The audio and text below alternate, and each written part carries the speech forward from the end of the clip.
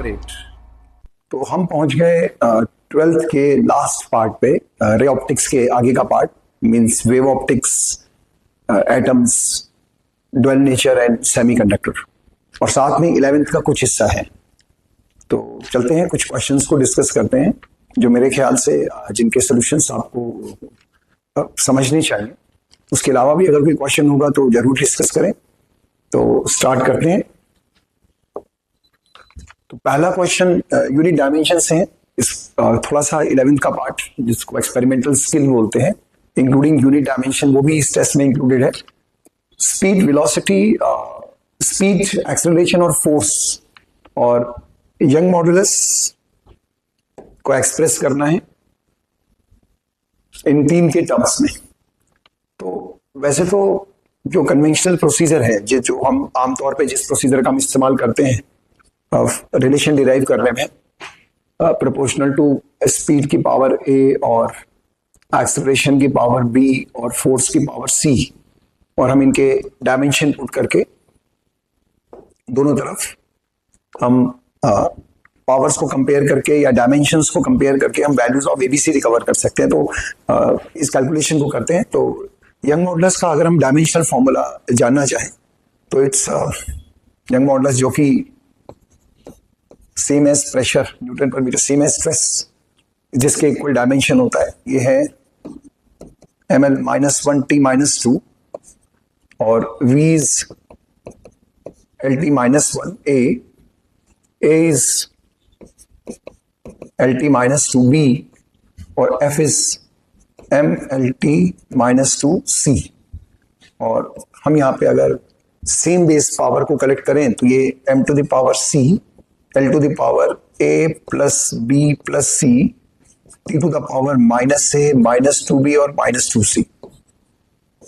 तो ये एक प्रोसीजर है जो आमतौर पे हम छोटे से छोटे, बड़े से बड़े सवाल में लगाते हैं। दूसरा ऑप्शन ये भी हो सकता है कि हम इनके डायमेंशन लगा के न्यूटन पर मीटर स्क्वायर या ml-1t-2 को देख सकते हैं कौन प्रोवाइड करेगा। मल्टीपल प्रोविजंस हैं, लेकिन जो परफेक्ट मेथड है, जो हमें मालूम होना बहुत जरूरी है कि मेथड ऑफ डेरिवेशन में हमें इस तरह के प्रोसीजर को तो फॉलो करना आना चाहिए। तो कंपैरिजन अगर हम करेंगे डायमेंशंस की, यहाँ तो C1 ये पावर्स हैं MLT की, विच आर द डायमेंशंस, इनको हम कंपेयर करें तो C1 और ये बना a plus b plus c is equal to -1 and this is -a -2b -2c is equal to -2। C1 की वैल्यू लगाते हैं यहाँ पर और C1 की वैल्यू लगाते हैं। C1 अगर फर्स्ट इक्वेशन में लगाया तो a plus b is equal to -2, दूसरे में लगाया तो -a -2b is equal to, solve करा तो ये बन गया, जब इनको एड ऑन करा दोनों इक्वेशंस को एड ऑन करने पर a कैंसिल, ये -b ये -2, b बन गया 2, और c और b की वैल्यू से जब a का वैल्यू फाइंड करेंगे -a -2 into 2 -2 is equal to -2, तो a बन गया -4। तो ये abc के वैल्यू निकल आए हैं, और तीनों वैल्यूज को अगर हम यहां लगाएं तो हम y की डिपेंडेंस को समझ सकते हैं किस प्रकार से ये v a f पे डिपेंड करेगा। तो v to the power a means -4 and a to the power b which is 2 और f to the power c which is 1। ये एक प्रोसीजर, ये एक मेथड जो आपसे डिस्कस किया, जो कि आमतौर पे सभी बच्चों को इसकी नॉलेज होती भी है और होनी भी चाहिए। दूसरा प्रोविजन, क्योंकि जब मैं देखता हूं कि young modulus, velocity, acceleration, force, ये तीनों इसी के टर्म है। तो मॉडुलस मुझे मालूम है कि ये फोर्स अपॉन एरिया मैं लिख सकता हूं। फोर्स हमें रिकमेंडेड है तो फोर्स F तो आई गया, और एरिया जिसको कि मैं लिख सकता हूं,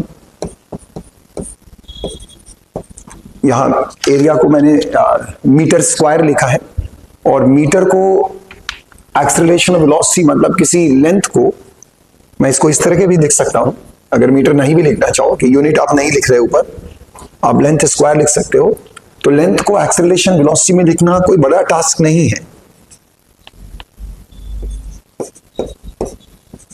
ये है लेंथ को, हमने काइनेमेटिकल इक्वेशंस को याद कर रखा है। तो अगर मैं इस तरह का एक्सप्रेशन यहाँ पे लगाता हूँ कि L v square upon a का स्क्वायर,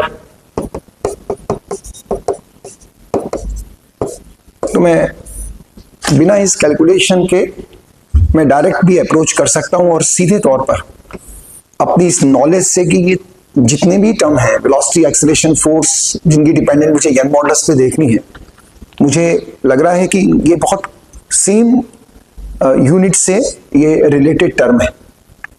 तो जब सेम यूनिट से रिलेटेड टर्म है तो इनको तो हम, इनकी डिपेंडेंस को हम आसानी से निकाल सकते हैं बिना इस कैलकुलेशन के।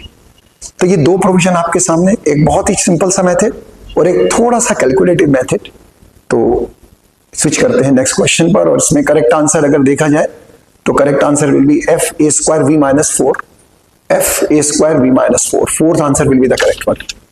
तो नेक्स्ट क्वेश्चन जो कि एक पीएन जंक्शन डायोड का सवाल है, जिसमें पूछा इक्विवेलेंट रेजिस्टेंस निकाल लो, लेकिन बायसिंग का आइडिया नहीं दिया। और मैं देख रहा हूं कि ऑप्शन में दो पॉसिबल आंसर्स भी इंक्लूडेड है। तो देखते हैं कि इनके पॉसिबल वे ऑफ बायसिंग से क्या पॉसिबल आंसर बन सकते हैं। तो मैं यहां पर अगर पहली कंडीशन को, जो पहला फिगर मैंने यहां बना रखा है, इसको अगर मैं फॉरवर्ड बायस मानूं तो इस केस में मेरे डायोड फॉरवर्ड बायस हैं, जिस तरह की पोलैरिटी मैंने यहां लगाई। और अगर पोलैरिटी अपोजिट कर दूं तो ये लगे हुए डायोड रिवर्स बायस के फॉर्म में नजर आ रहे हैं। ये लगे हुए डायोड रिवर्स बायस के फॉर्म में नजर आ रहे हैं। तो जब मैंने फॉरवर्ड बायस कंडीशन देखी तो उस केस में कंडक्शन डायोड की ब्रांच से भी है, क्योंकि ये हाईली कंडक्टिंग पाथ हो जाएगा, और 4 ओम से तो ऑलरेडी कंडक्ट कर ही रहा है। तो ये पूरा का पूरा नेटवर्क इस वक्त एक्टिव है। तो उस लिहाज से जब हम इसके रेजिस्टेंस इक्विवेलेंट डायग्राम को यहाँ पर ड्रॉ करेंगे in case of forward biased, क्योंकि हर ब्रांच इस वक्त पार्टिसिपेट कर रही है कंडक्शन में,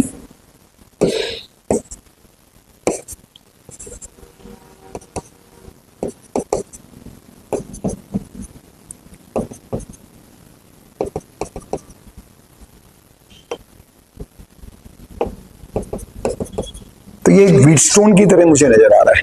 left side right side ratios are same. तो ये 5 ओम का जो रेजिस्टेंस है ये एक्सक्लूड हुआ, 2 और 4 सीरीज में, 4 और 8 सीरीज में, 2 4 सीरीज, ये मिलकर हो गया 6 ओम, और नीचे 8 और 4 सीरीज में ये मिलकर हो गया 12 ओम। 6 ओम 12 ओम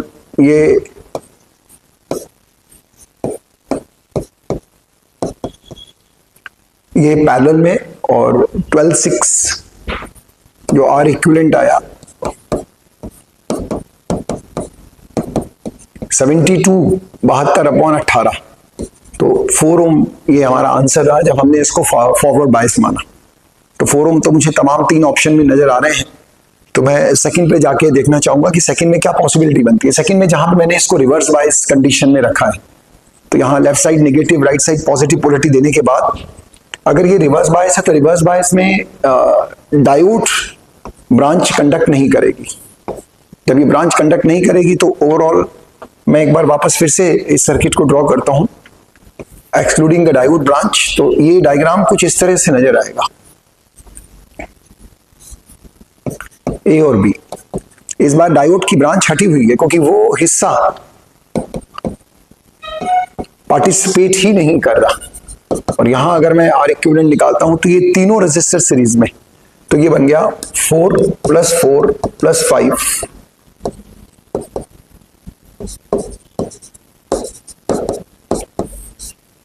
13 ओम।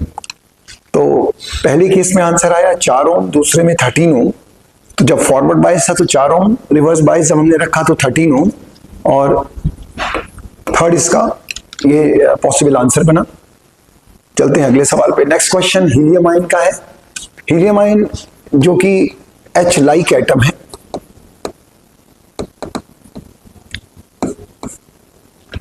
H लाइक में मुझे NH शेल एनर्जी का आइडिया है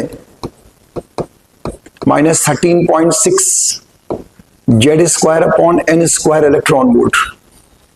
बात कर रहे हैं हम कि एक हीलियम आयन अपनी पहली एक्साइटेड स्टेट में, पहली एक्साइटेड स्टेट मतलब second level, first excited state का मतलब है second level, second energy level N2।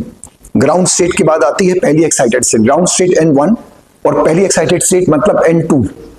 N यहाँ 2 है और चूंकि हीलियम आयन है तो Z भी 2 है। तो अगर मैं इसकी सेकेंड एक्साइटेड स्टेट में एनर्जी का एक्सप्रेशन देखूं कि एनर्जी एक्सप्रेशन क्या बनेगा,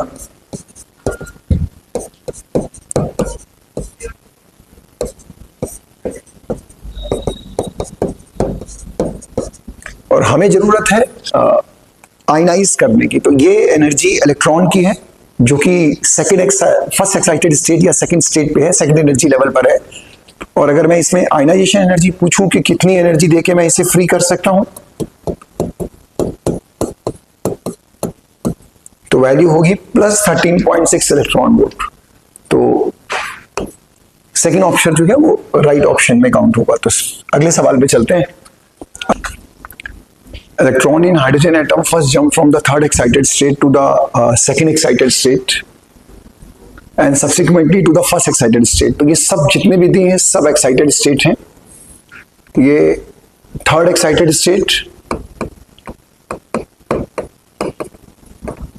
और नीचे second excited state और ये first excited state। Third excited state का मतलब है N4, सेकंड एक्साइटेड स्टेट का मतलब N3 और फर्स्ट एक्साइटेड स्टेट का मतलब N2। तो 4 से थर्ड टू सेकंड, उसके बाद फर्स्ट एक्साइटेड स्टेट, सेकंड से फर्स्ट एक्साइटेड स्टेट में यहां λ1 का एमिशन और यहां λ2 का एमिशन।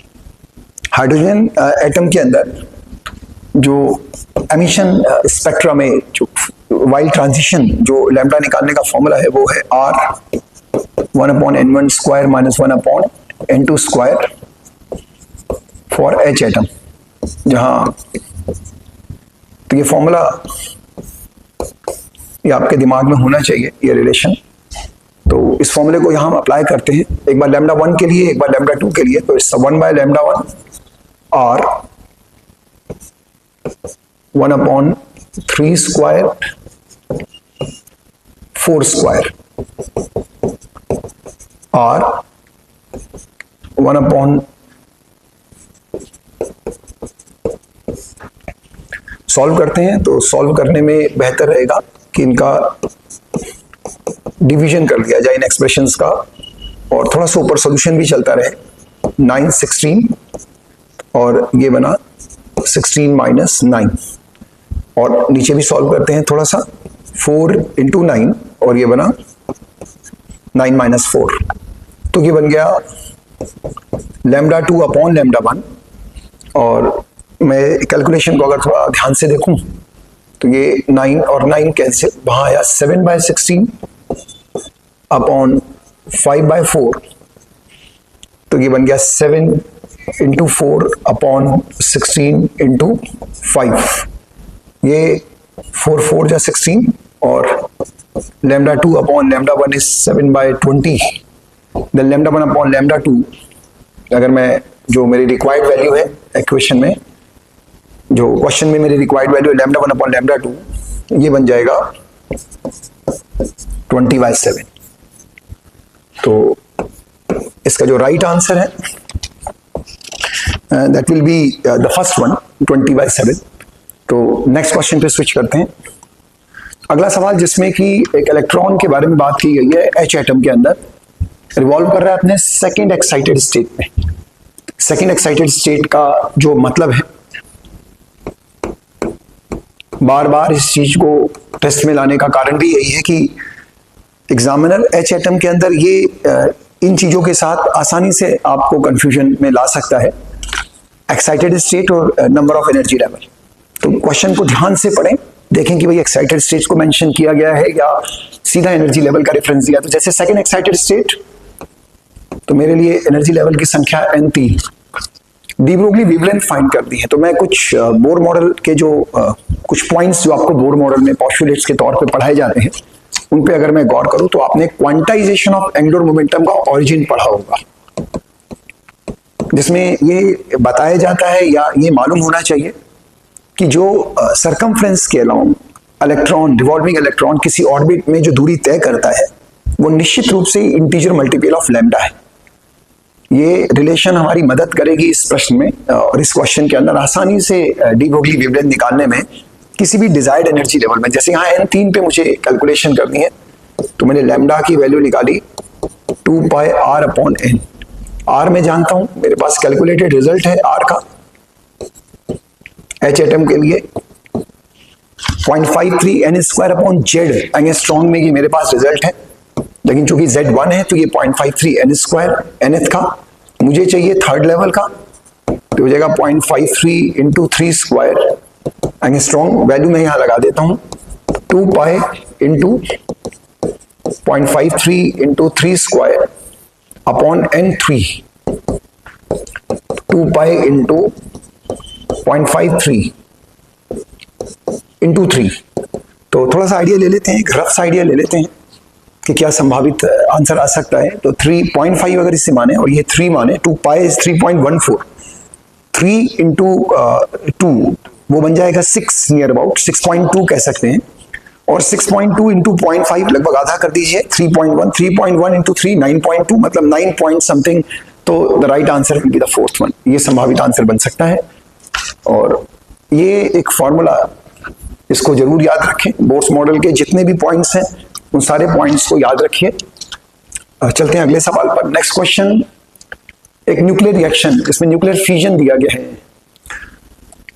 और ये स्प्लिट हो रहा है हीलियम और कार्बन में। तो neon is splitting into helium and carbon और बाइंडिंग एनर्जी पर न्यूक्लियॉन प्रोवाइडेड है सबकी। और वो बात कर रहे हैं कि इस प्रोसेस के दौरान किस प्रकार का एनर्जी का पार्टिसिपेशन, एनर्जी एब्जॉर्ब है, एनर्जी रिलीज है। न्यूक्लियर रिएक्शन में जो पार्टिसिपेटिंग एनर्जी अमाउंट, जो भी एनर्जी पार्टिसिपेट करती है, भले रिएक्टेंट साइड करे भले प्रोडक्ट साइड करे, उसे हम क्यू एनर्जी के नाम से जानते हैं। और उस क्यू एनर्जी का जो मेजरमेंट है, किस तरह से उसको मेजर करते हैं, तो उसका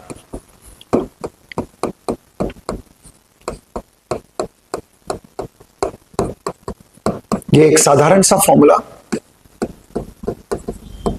जो अच्छे से याद कर लीजिए, binding energy of product minus binding energy of reactant. अब प्रोडक्ट की बाइंडिंग एनर्जी, तो प्रोडक्ट हमारे पास है हीलियम और कार्बन, तो बाइंडिंग एनर्जी तो है नहीं, बाइंडिंग एनर्जी पर न्यूक्लियॉन है, ये हीलियम की और ये कार्बन की।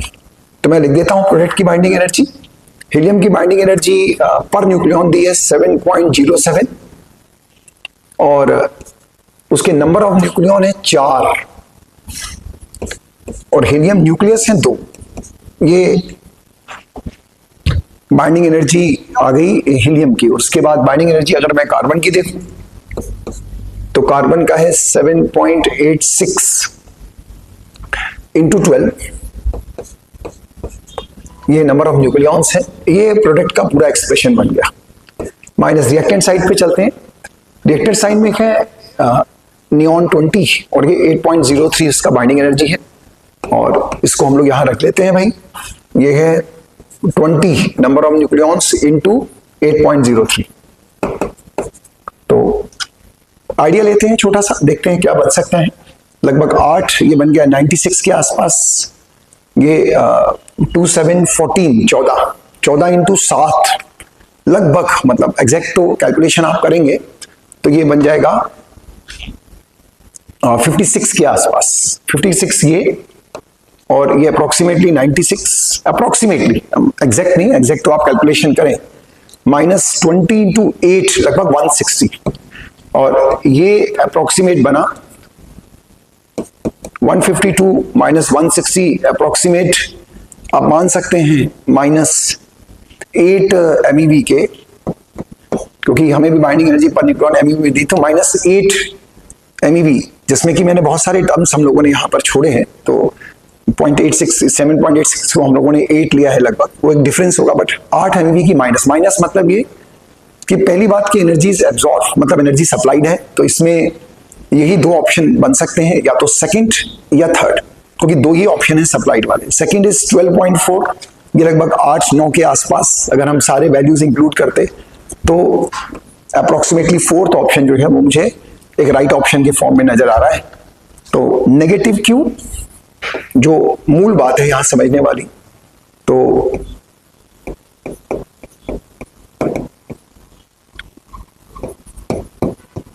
एनर्जी सप्लाइड और positive Q then energy release. तो यहां नेगेटिव क्यू ये सीधे तरह पे ये इंडिकेट कर रहा है कि इस पूरी रिएक्शन के दौरान एनर्जी सप्लाइड है, ना कि एनर्जी रिलीज्ड। तो अगले सवाल पे चलते हैं। नेक्स्ट क्वेश्चन रेडियोएक्टिव डिसइंटीग्रेशन पे आधारित, जिसमें कि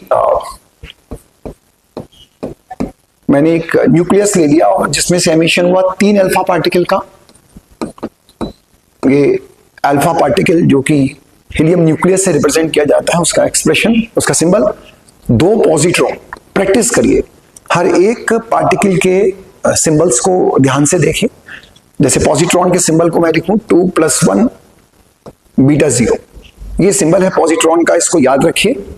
और ratio of number of neutron to that of number of proton निकालना है। तो मैं यहाँ पर जो न्यूक्लियस बना y उसको लिख लेता हूं, और अगर दोनों तरफ चार्ज कंजर्वेशन करूं तो यहाँ A, यहाँ पे मास नंबर 12, यहाँ मास नंबर 0, तो यहाँ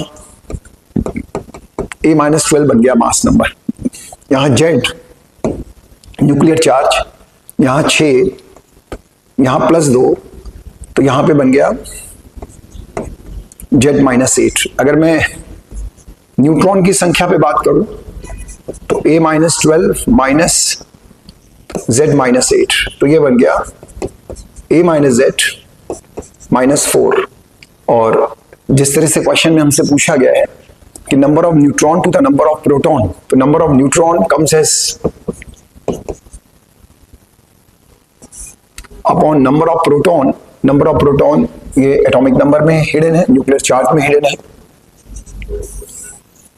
तो उस हिसाब से अगर हम यहाँ पे राइट आंसर के बारे में बात करेंगे, राइट आंसर क्या है, तो second answer will be the right answer. दूसरा आंसर हमारा राइट आंसर है। अगले सवाल पे चलते हैं। Next question energy spectrum of beta particle का सवाल है, emitted from a radioactive source. Alpha और बीटा के एमिशन का एक बहुत बड़ा अंतर पहले समझने। अल्फा डीके जो है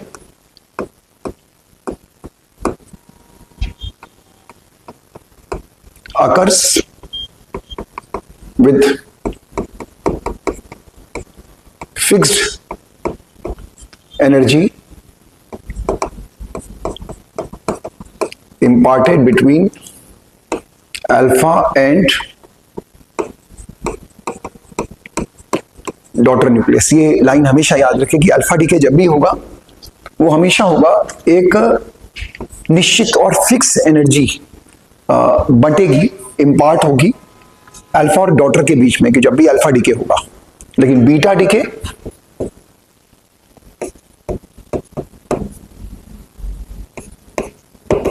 while beta decay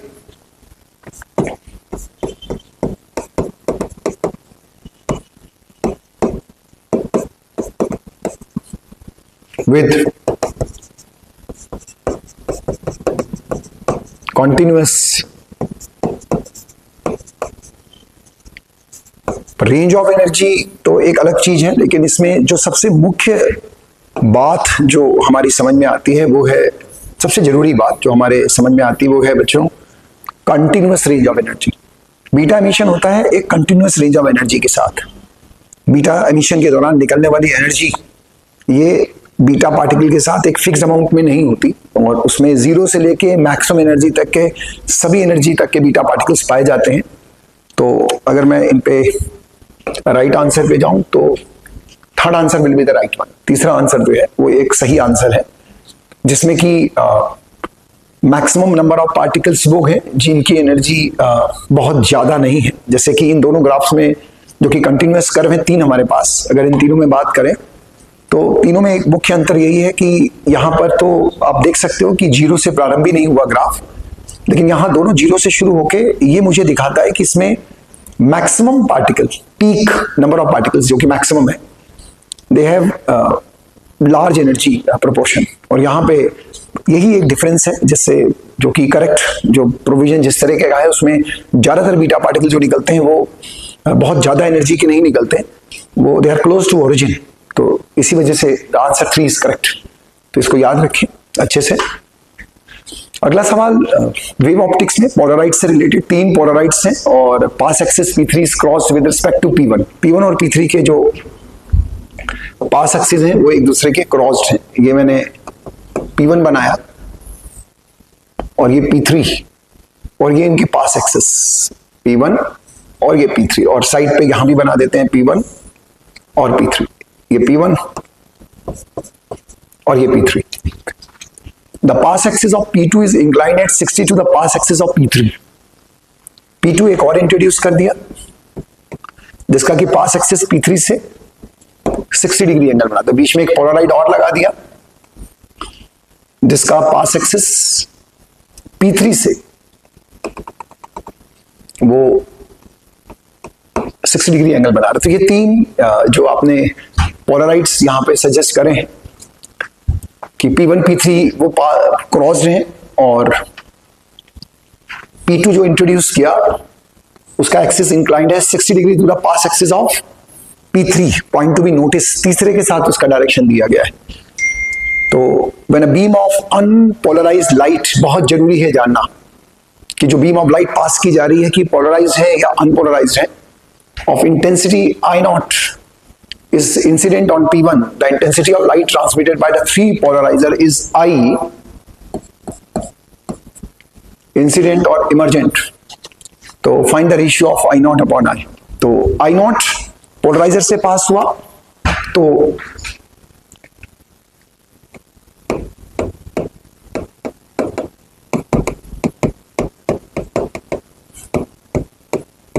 ये याद होना बहुत बहुत जरूरी है। मैंने इमर्जेंट इंटेंसिटी बिकम्स हाफ जब एक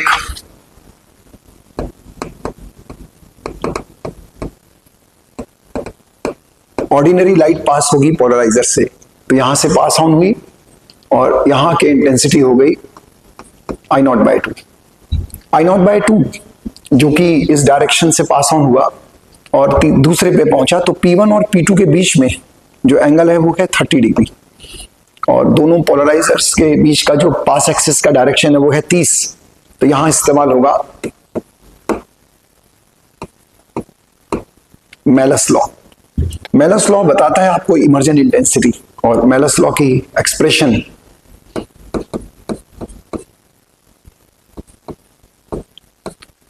I dash is equal to I cos square theta. तो मैं यहां पर I0/2 इंसिडेंट है और दोनों के बीच का अगर एंगल देखो जो कि 30 डिग्री है, तो यहां बन जाएगा I0/2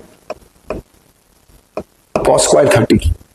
उसके बाद यही P2 P3 पे गया और इस बार P2 P3 के बीच का 60। फिर यहां से लॉ ऑफ मेलस काम करेगा इन दोनों के बीच में। तो मेलस लॉ जब यहां लगाया तो एंगल है 60 और इंसिडेंट है I0/2 cos स्क्वायर 30। तो यहां बन जाएगा I0/2 cos स्क्वायर 30, ये तो इंसिडेंट है, और साथ में cos square of angle between pass axis of P2 and P3। तो पास एक्सिस ऑफ P2 P3 के बीच का एंगल है 60 डिग्री, तो साथ में एक टर्म और आ गया cos स्क्वायर 60। तो ये बन गया I0/2 cos 30 रूट 3/2, 3/4 cos 60 1/2, 1/4। तो ये वैल्यू बन गई I is equal to 3 I0 upon 32। उन्होंने हमसे पूछा है I0 अपॉन I की वैल्यू, यहां लिख देते हैं I0 अपॉन I का वैल्यू। I0 अपॉन I का वैल्यू है 32 अपॉन 3, जो कि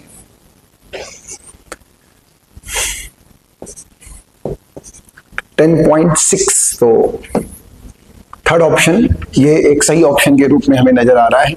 दो जरूरी बातें यहां ध्यान देने वाली, बहुत जरूरी बातें, कि एक ऑर्डिनरी लाइट जब पोलराइड से पास हो तो इंटेंसिटी बिकम्स हाफ, जो कि बहुत पॉइंट नोटिस करने वाला है। दूसरा, जब पोलराइज लाइट किसी पोलराइड पे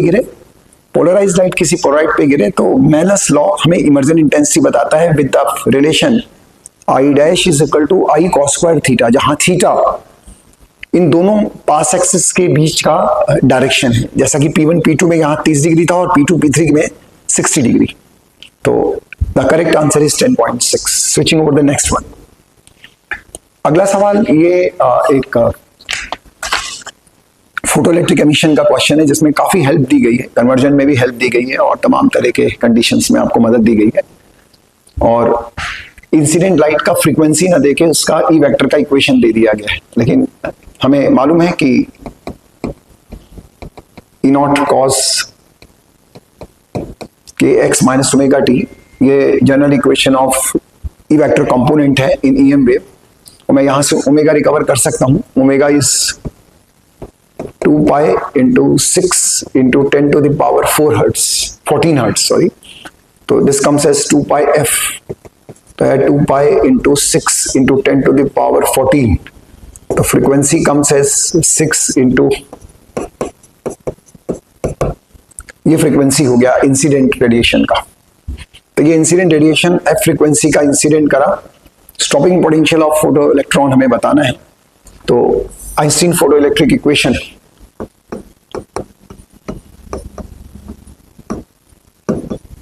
तो एच का वैल्यू 6.6 10 टू द पावर -34 और एफ का वैल्यू यहां दिया हुआ है 6 × 10⁻14, लेकिन हमें यहां पर एक हेल्प दी गई है एनर्जी, इंसिडेंट एनर्जी के रिकवर करने की 12375 अपॉन लैम्डा। तो अगर इसकी मदद देना चाहे तो मुझे यहां लैम्डा रिकवर करना पड़ेगा जो कि C/F है,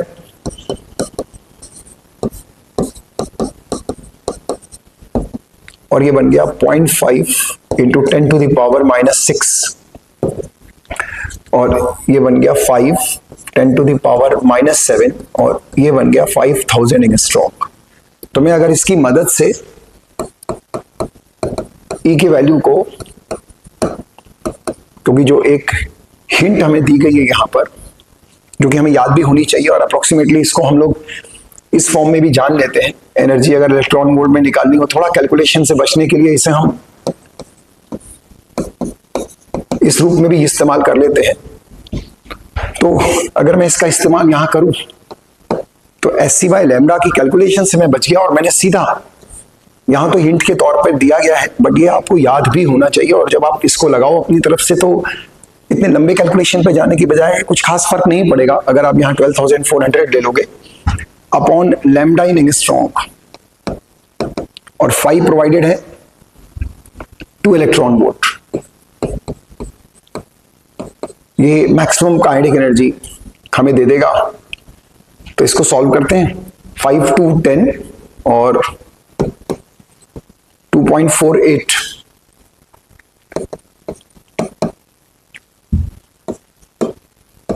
तो K मैक्स की वैल्यू जो हो गई और जो स्टॉपिंग पोटेंशियल आ गया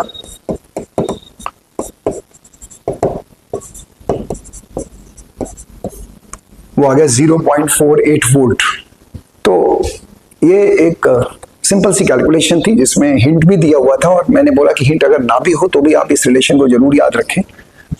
तो हमने आइंस्टीन इक्वेशन का इस्तेमाल करा, K मैक्स निकाला और K मैक्स ये मैक्सिमम काइनेटिक एनर्जी इलेक्ट्रॉन की वैल्यू है और स्टॉपिंग पोटेंशियल वही वोल्टेज है जो अप्लाई की जाती है इसी इलेक्ट्रॉन को रोकने के लिए। तो जितनी ऊर्जा या जितनी एनर्जी ये कैरी करता है उसके बराबर ही हम करस्पॉन्डिंगली स्टॉपिंग पोटेंशियल की वैल्यू सजेस्ट कर देते हैं जो कि है 0.48 वोल्ट। तो right answer will be the first one. Next question पे स्विच करते हैं। It's question number 20। Question number 20 is again photoelectric experiment है, इसमें wavelength applied incident metal is change from, तो decrease in stopping potential is close to, फिर यहां पर एक मदद दी गई है SC/E की value.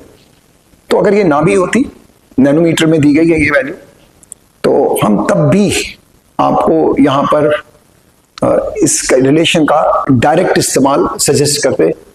Lambda is equal to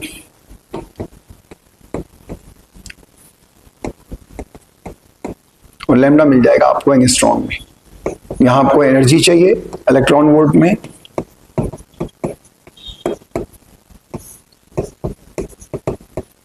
तो हमें जो वैल्यू दी गई थी मैं उसको एंगस्ट्रॉम में सीधा लिख लेता हूं। मैं इनका रिलेशन छोड़ के अपना ही रिलेशन इस्तेमाल कर रहा हूं यहां।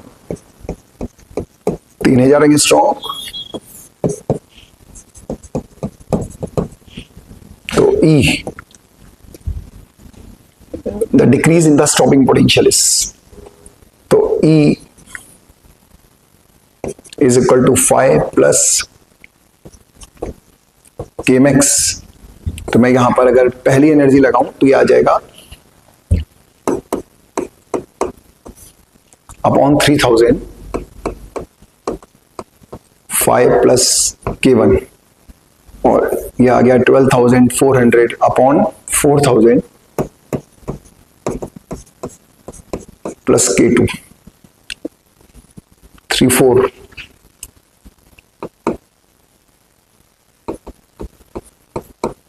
ये पहला इक्वेशन, और दूसरा 3.1, और इन दोनों इक्वेशंस को अगर मैं सॉल्व करूं, माइनस करूं, तो मुझे k1 माइनस k2 मिल जाएगा 1 इलेक्ट्रॉन वोल्ट। मतलब मुझसे पूछा गया है कि आप बताएं कि कितना स्टॉपिंग पोटेंशियल चेंज हुआ, डिक्रीज इन स्टॉपिंग पोटेंशियल कितना हुआ। तो 1 इलेक्ट्रॉन वोल्ट उसकी kmax मतलब मैक्सिमम काइनेटिक एनर्जी में चेंज है, तो करस्पॉन्डिंगली स्टॉपिंग पोटेंशियल का चेंज जो है वो 1 वोल्ट है। तो फोर्थ आंसर जो है वो इस क्वेश्चन का राइट आंसर है। तो ये दोनों सवाल फोटोइलेक्ट्रिक एमिशन के कैलकुलेशन के लिए इस तरह के टूल्स की नॉलेज होना बहुत जरूरी, हेल्प भी दी गई है, लेकिन बेटर है कि अपने आप से ये रिलेशन आपको याद होने चाहिए, जिससे आप इमीडिएट कन्वर्ट करके क्वेश्चन को आसानी से कम समय में सॉल्व कर लो। अगला सवाल डी ब्रोगली वेवलेंथ से, और मास m चार्ज क्यू दिया है, पोटेंशियल डिफरेंस 50 वोल्ट, उसके बाद अंदर particle of mass 4m charge q, तो चार्ज में कोई चेंज नहीं है, और इस बार potential difference 2500 volt, ratio of de Broglie wavelength निकालना है। लैम्डा के जो पॉसिबल फॉर्मूलाज हैं, सभी फॉर्मूलाज को एक बार रिवाइज कर लेते हैं।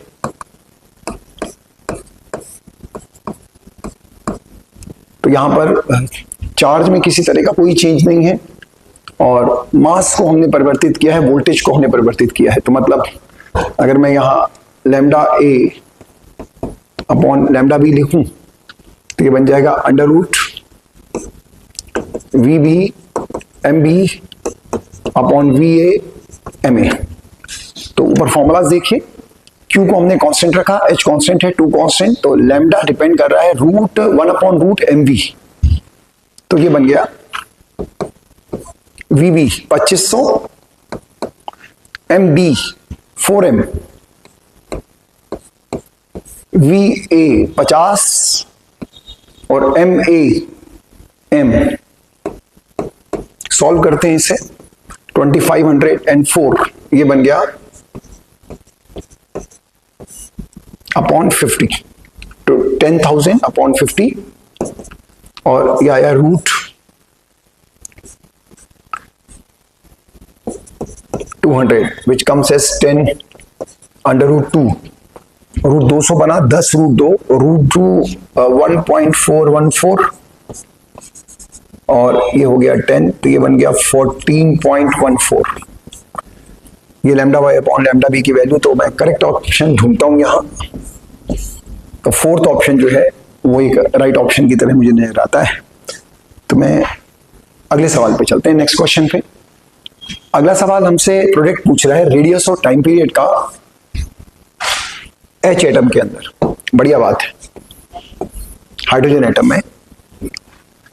तो रेडियस और टाइम पीरियड देखते हैं किस तरह से मैनिपुलेट कर पाते हैं नंबर ऑफ ऑर्बिट में, क्योंकि दोनों मतलब दोनों केसेस में H एटम है, तो मुझे कुछ वेरिएबल्स को लेके तो कुछ चिंता है ही नहीं, बहुत सारे टर्म्स हमारे सेम हो गए। तो R की वैल्यू जो कि प्रोपोर्शनल है n स्क्वायर के, formula 0.53 n square upon Z, और मैं n ही यहाँ पे वेरिएबल है तो n को ही यहाँ पर मैं लिखूंगा, और t को मैंने लिखा 2 पाई r अपॉन v, तो ये बन गया r स्क्वायर अपॉन v के। क्योंकि मैं कॉन्स्टेंट्स नहीं लिख रहा, finally I need a ratio, actually मुझे रेशियो चाहिए, तो मैं कॉन्स्टेंट्स नहीं लिख रहा यहां। तो v जो कि c/137 z/n है, मतलब कुल मिला के v की डिपेंडेंट n पे, ठीक। अब मेरे पास r की डिपेंडेंट भी है, v की डिपेंडेंट भी है, मैं डिपेंडेंस यहां लगा रहा हूं, r की डिपेंडेंट लगाए तो यहां आया n स्क्वायर का पावर 2, और v लगाया 1/n, ये बना n टू द पावर 5। ऊपर से नीचे तक अच्छे से इन सारे स्टेप्स को देखो किस तरीके से हमने r इंटू टी के प्रोडक्ट को अपने डिजायर्ड जो हमारा रिक्वायर्ड एक्सप्रेशन था नंबर ऑफ ऑर्बिट उसमें मैं लेके गया। ये बना डिपेंडेंस n की पावर 5। अब कंपैरिजन करते हैं सेकंड और थर्ड में। सेकंड और थर्ड में जब कंपेयर किया तो एक आया 2 की पावर 5, एक आया 3 की पावर 5। 2 की पावर 5 32 और 3 की पावर 5 3 3 9 9 9 81, 4 पावर हो गई, एक और 243। राइट आंसर अगर ढूंढा जाए इसमें कौन सा आंसर सही है तो थर्ड आंसर को हम सही आंसर पाते हैं। तो फॉर्मूलाज को बोर मॉडल में अच्छे से याद रखिए। रेडियस के, वेलोसिटी के क्वेश्चन आसान था जिसमें एच एटम जब बोल दिया और रेशियो की बात करी, एक ही एटम में 2 ऑर्बिट में, तो कांस्टेंट्स बहुत सारे हैं जिनको हम लिखने की जरूरत नहीं पड़ेगी और डिपेंडेंस केवल हमें नंबर ऑफ ऑर्बिट पे चाहिए, तो एक आसान सा डिपेंडेंस बन गया। एक शानदार सा सवाल, एक न्यूक्लियस है जिसका मास m प्लस डेल्टा m है, m प्लस डेल्टा m, और ये न्यूक्लियस का एक्सप्लोजन हुआ, इट एक्सप्लोड्स, तो और फाइनली डिक्लेयर किया उन्होंने 2 न्यूक्लियस निकले और प्रत्येक का मास m/2। तो निश्चित रूप से they fly of in opposite direction और सभी को मालूम है द रीजन इज एक्सप्लोजन है। तो क्या रीजन होगा, क्या रीजन होगा, linear momentum conservation, they fly of in opposite direction. मैं सॉल्व कर देता हूं, लेकिन इस स्टेज पे जबकि आप 12th का लास्ट पार्ट सिलेबस टेस्ट दे रहे हो, आपको मालूम है कि दोनों पार्ट का वेलोसिटी भी सेम आएगा, स्पीड भी सेम आएगा, लेकिन मैं यहां लगा देता हूं initial momentum is equal to final momentum. तो m/2 v1 plus m/2 v2, तो v1 इज माइनस v2, तो ये दोनों का वैल्यू हमने v ले लिया यार। ठीक, आगे बढ़ते हैं। स्पीड ऑफ न्यूक्लियाई बताना है कितना होगा। अब मोस्ट इंटरेस्टिंग थिंग कि m प्लस डेल्टा m का एक्सप्लोजन हुआ और m/2 के 2 मास गए थे, डेल्टा m अब कौन। तो बात को समझते हैं कि डेल्टा m कहां चला गया। तो डेल्टा m एक्चुअली ये एनर्जी के फॉर्म में यहां पर अपीयर हुआ। डेल्टा m का जो डिसअपीयरेंस है वो हुआ at the cost of energy. एक बार आइंस्टीन थ्योरी को समझते हैं, मास एनर्जी का कंडेंस्ड फॉर्म। तो जिस तरीके से यहाँ पे मास से को इन्होंने डिसअपीयर किया, तो उसके इक्विवेलेंट एनर्जी का अपीयरेंस हमें यहाँ मानना पड़ेगा, और वही वो एनर्जी है जो इन दोनों मासेस के अपीयरेंस के बाद इनको काइनेटिक एनर्जी देने वाली है। अगर ये m/2 मासेस ये स्पीड से v स्पीड से यहाँ से मूव कर रहे हैं, तो उसके पीछे इस डेल्टा m मास का डिसअपीयरेंस है, जिसके डिसअपीयर होने से जो एनर्जी रिलीज या जो एनर्जी बनी वही equivalent amount of energy in दोनों में बटी हुई है एज अ काइनेटिक एनर्जी। जैसा कि हमसे पूछा कि स्पीड ऑफ न्यूक्लियाई बताइए, तो इतना तो मालूम है दोनों बराबर है, लेकिन वैल्यू ऑफ v निकालने के लिए हमें यहां पर एनर्जी कंजर्वेशन, तो delta m is a condensed form of energy. तो डेल्टा m जो डिसअपीयर हुआ इसकी इक्विवेलेंट एनर्जी है डेल्टा m(c²), और यही एनर्जी हाफ m/2 v², क्योंकि दोनों तरफ स्पीड मैंने v लिख दी है।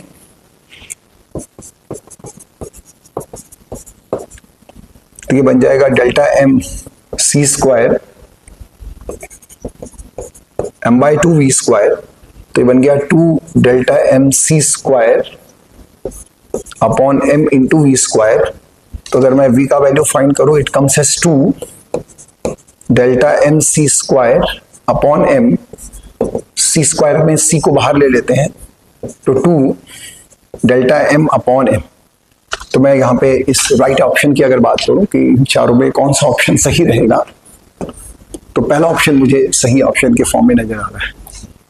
तो एक अच्छा सवाल और काफी सीखने वाला क्वेश्चन, जिसमें लीनियर मोमेंटम कंजर्वेशन, मैकेनिक्स भी है, और यहाँ पर आपने न्यूक्लियस के अंदर जिस तरह का आपने न्यूक्लियस में मास एनर्जी कन्वर्जन का रोल देखा है बाइंडिंग एनर्जी फाइंड करने में, बाइंडिंग एनर्जी पर न्यूक्लियॉन फाइंड करने में, उसी तरह का कंसेप्ट इस सवाल में भी यूज हो रहा है।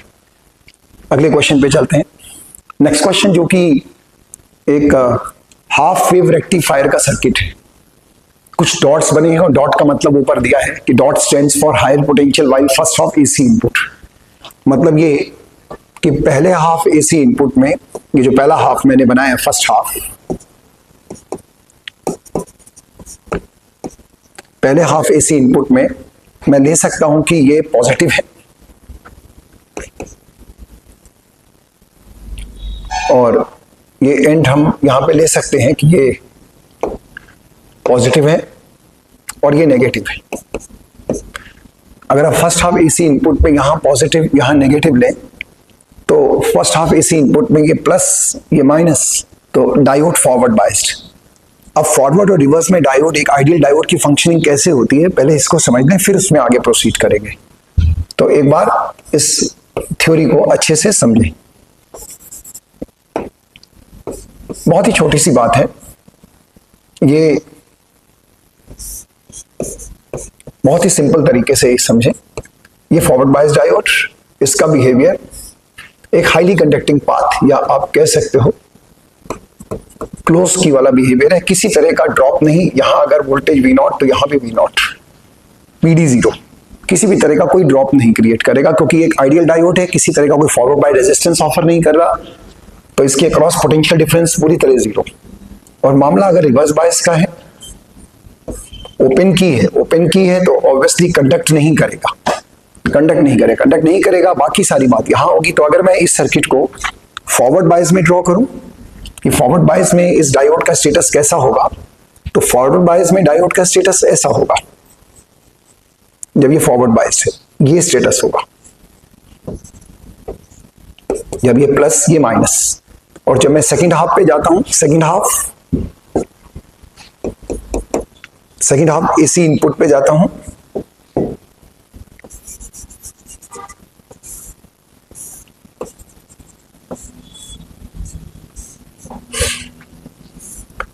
तो ये डायोड का स्टेटस एक ओपन की तरह, ये दोनों डायग्राम जो बने हैं उनको अच्छे से पहले समझ लीजिए।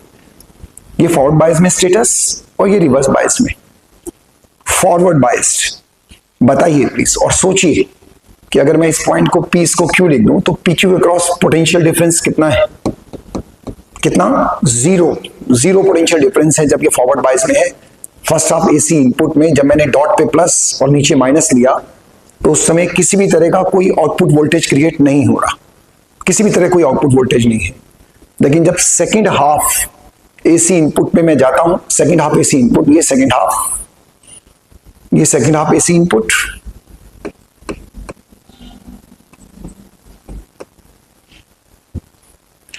अगर मैं सेकेंड हाफ एसी इनपुट पे जाता हूं तो सेकेंड हाफ एसी इनपुट में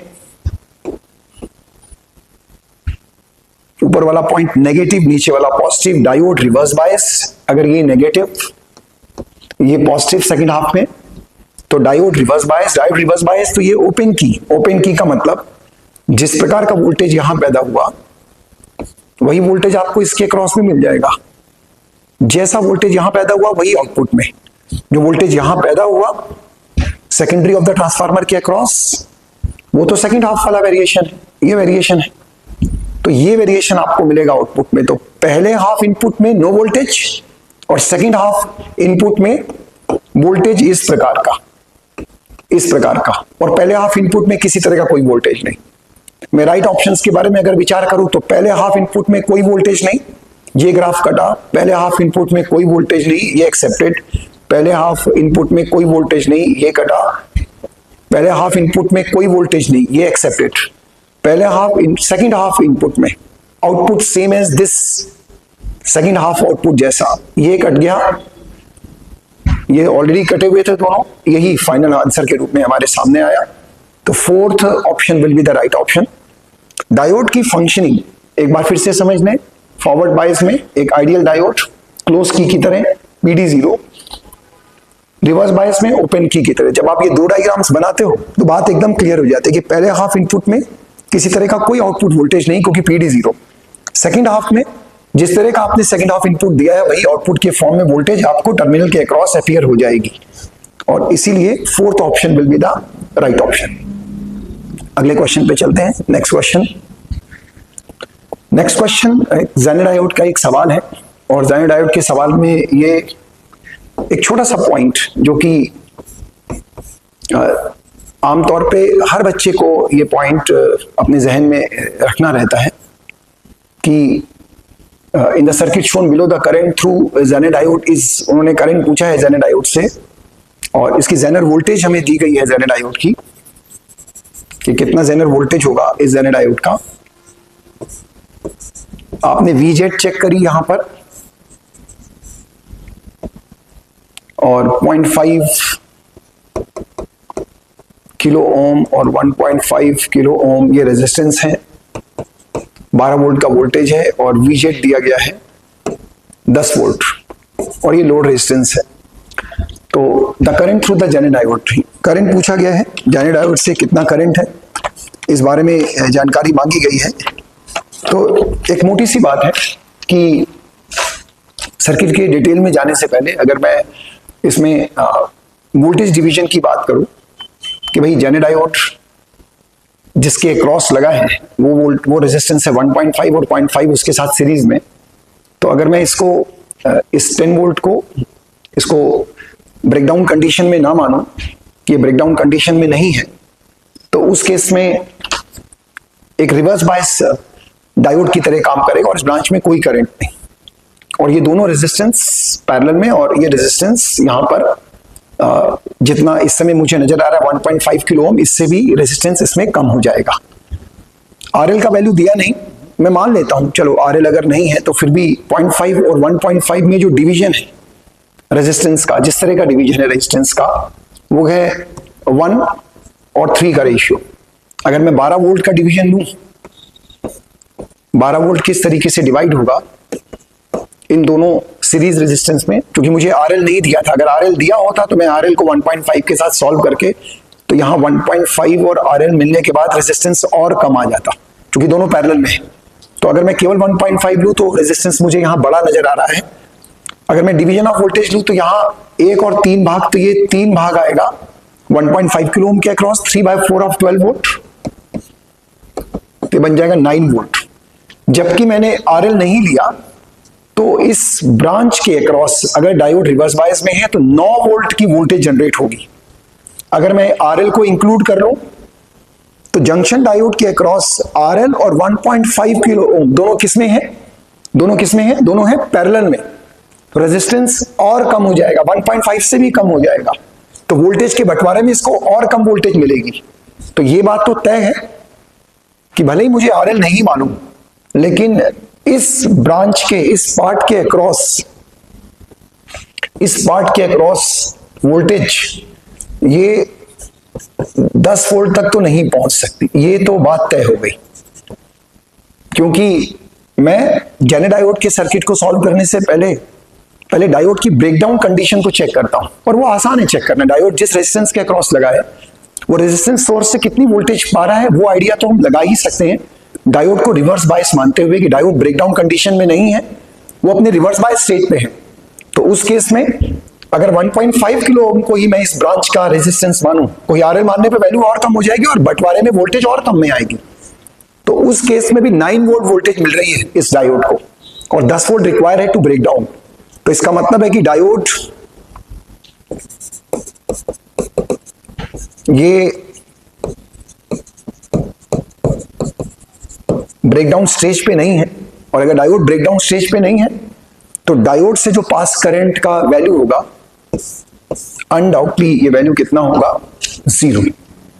तो जब भी क्वेश्चन जंक्शन डायोड का हो, स्पेशली जेनर डायोड का, तो ये देखना बहुत जरूरी है कि सोर्स से जो सप्लाई हो रही है उसका कितना पार्ट, इस 12 वोल्ट का कितना हिस्सा इस रेजिस्टेंस के अक्रॉस प्रोबेबली आ सकता है।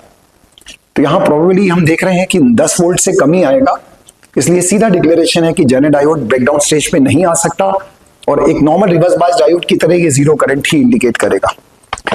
चलते हैं अगले सवाल पर। नेक्स्ट क्वेश्चन जो है वो लॉजिक गेट से आप कह सकते हो, बस ये बूलियन एक्सप्रेशन का सवाल है जो कि बहुत छोटी छोटी सी थ्योरम्स हैं इसमें जिनको हम डी मॉर्गन्स लॉ बोलते हैं, ए और बी, और ये नॉट गेट का आउटपुट रहता है जिसे हम सेट थ्योरी में तो कॉम्प्लीमेंट ऑफ अ सेट, और वैसे इसमें एक तरीके से हम इनवर्स ऑफ एलिमेंट भी बोल सकते हैं।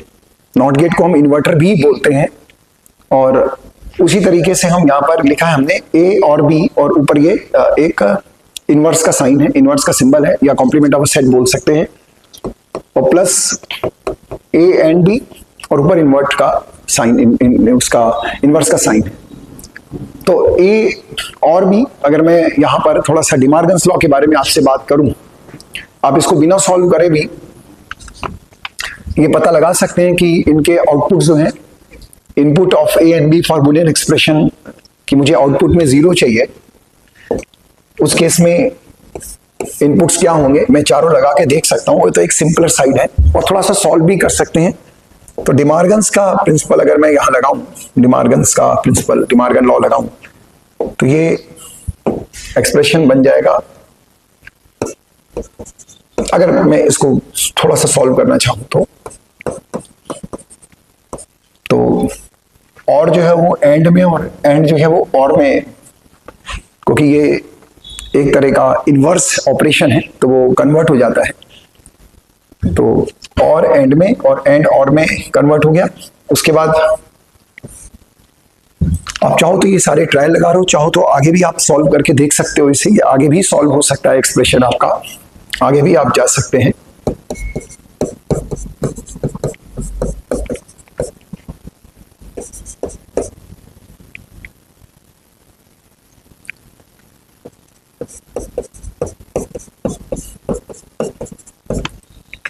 अगर मैं बी कॉम्प्लीमेंट और 1 का यूनियन, या कह सकते हो उसके बीच में और ऑपरेशन लगाऊं,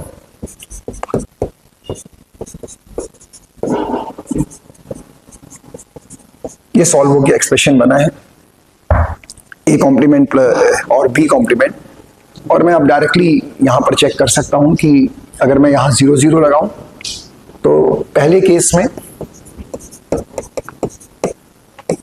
दूसरे केस में, तीसरे केस में, और चौथे केस में। थोड़ा सा सिंप्लीफाइड कर दिया मैंने। क्या जरूरत है सर वहां पे भी लगा सकते हैं? बिल्कुल लगा सकते हैं, ये आपकी अपनी चॉइस है कि आप थोड़ा सा सिंप्लीफिकेशन पे काम करना चाहो तो करो, नहीं तो किसी भी थ्योरम का इस्तेमाल किए बिना अब यहां पर भी ये सारे गिवन ऑप्शंस एक एक करके लगा सकते थे। तो ये आपके सामने एक ऑप्शनल अप्रोच रखी गई है, जो कुछ जगह तो काफी इंपॉर्टेंट हो जाती है, और बाकी कई बार इससे भी काम चल जाता है कि चलो मैं आगे नहीं जाना चाहता, मैं वहीं पर 0 1 लगा दूं। तो मैंने सॉल्व करके ये वैल्यूज लगाई, तो ये बन जाएगा 1, और ये बन जाएगा,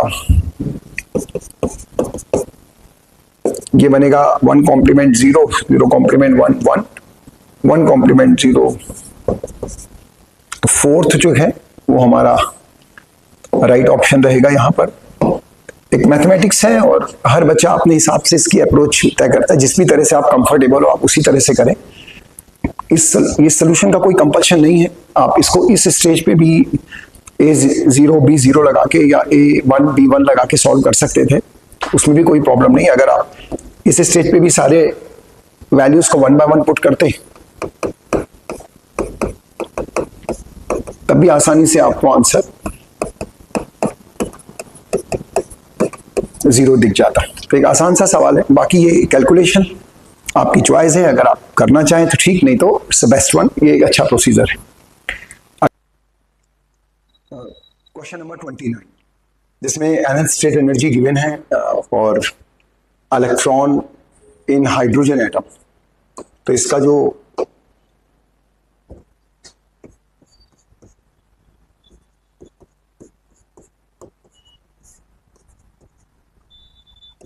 ये एच एटम का nth शेल एनर्जी का फॉर्मूला है, और क्वेश्चन में कहा गया है कि potential energy of electron find करनी है पहले एक्साइटेड स्टेट में।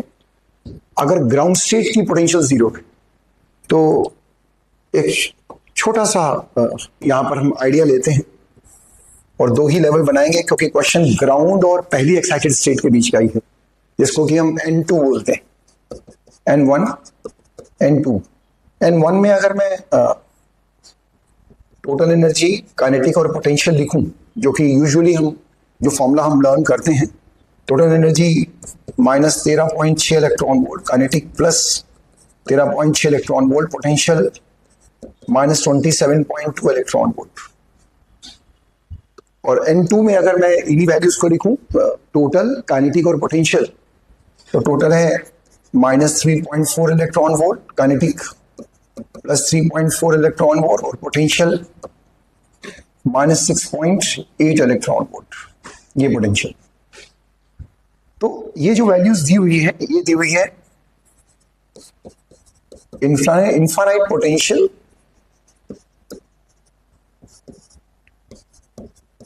एज्यूम टू बी जीरो के बेसिस पर। और ये बात हर बच्चे को हर समय याद रखनी चाहिए कि टोटल एनर्जी और पोटेंशियल जो आप लेबल करते हो इलेक्ट्रॉन की डिफरेंट लेवल पर, ये दोनों वैल्यूज एज्यूम है। अजम्पशन अगर बदल जाए, जैसा कि इस सवाल में अजम्पशन को बदल दिया गया है, और अजम्पशन यहाँ पर इनफाइनाइट पोटेंशियल जीरो नहीं है कि इनफाइनाइट पे पोटेंशियल जीरो है। यहाँ पर अजम्पशन है कि ग्राउंड स्टेट का जो पोटेंशियल है, तो प्लीज इस चीज को अच्छे से समझे, जो ग्राउंड स्टेट का जो पोटेंशियल है उसको जीरो माना गया है। जब ग्राउंड स्टेट के पोटेंशियल को आप जीरो मानोगे, तो ग्राउंड स्टेट पोटेंशियल जो कि माइनस 27.2 है, अगर ये जीरो करना है तो आपका शिफ्ट आएगा 27.2 इलेक्ट्रॉन वोल्ट का। मतलब ये वैल्यू आप इसमें एड ऑन करोगे तब आप इस अजम्पशन पे पहुंच पाओगे।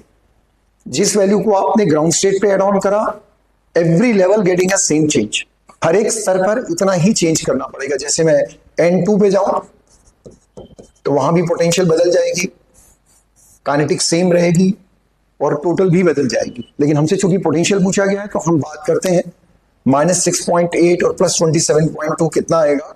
तो ये वैल्यू सॉल्व होके 27.2 इलेक्ट्रॉन वोल्ट में हम 6.8 को सेपरेट करते हैं और 1284 और ये आया 20.4 इलेक्ट्रॉन वोल्ट। ये वैल्यू हमें यहां पर मिली। ये पोटेंशियल की वैल्यू है विद न्यू अजम्पशन, जब ग्राउंड स्टेट पोटेंशियल को जीरो माना गया।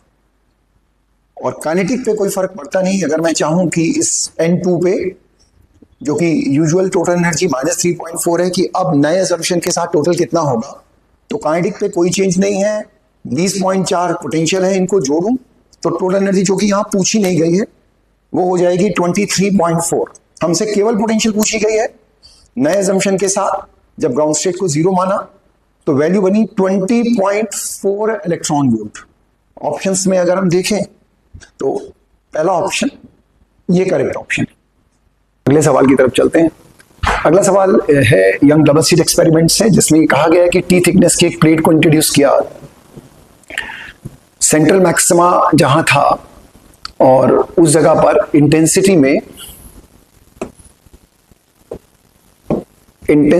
at the position where the central maxima occurred previously remains unchanged। मतलब इसका ये हुआ, सेंट्रल मैक्सिमा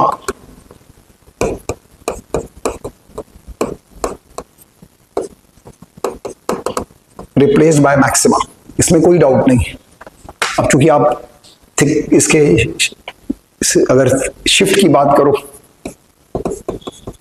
तो शिफ्ट होती है T mu minus 1 capital D upon small D, और हम बात कर रहे हैं टी की मिनिमम वैल्यू की, तो ऑब्वियसली वो पूरी तरह से रिलेटेड है शिफ्ट की मिनिमम वैल्यू से। और मिनिमम शिफ्ट तब आएगी जब रिप्लेस्ड बाय मैक्सिमा, बट कौन सा? फॉर मिनिमम शिफ्ट के लिए कौन सा मैक्सिमा? First maxima. अगर शिफ्ट को आप मिनिमम चाहते हो तो फर्स्ट मैक्सिमा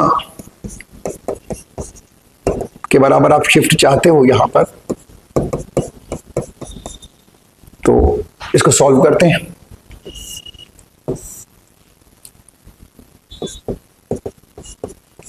म्यू 1.5 गिवन है यहां पर, म्यू